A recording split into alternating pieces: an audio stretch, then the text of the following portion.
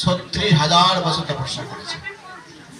36,000 বছর রাজপ্রাসাদ পরিত্যাগ করে 36,000 বছর বনে গিয়ে তপস্যা করলেন, তারপর সিদ্ধি লাভ করলেন। যেহেতু অমর হবে, কিন্তু ব্রহ্মা বলছে আমি অমর না বাবা, তুমি চাও কোথায় তো মৃত্যু হবে, সবাই জানে 5-6 জায়গায় মৃত্যু হবে না, তো কথা আছে। ঠিক আছে, আমরা কলিযুগের মানুষ হতে চাই, এটি পন্থা নয়। আমাদের হরিনাম সাঁতার কাটা উচিত।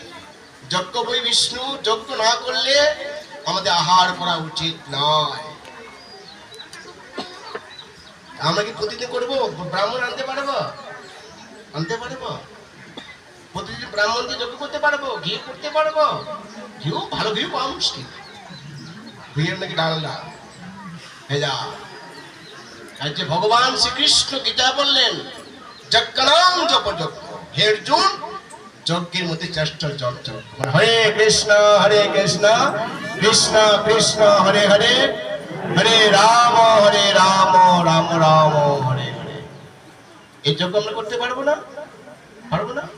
আর না করে আমরা এই যজ্ঞটা সবাই করতে পারবে, সহজ সরল পন্থা।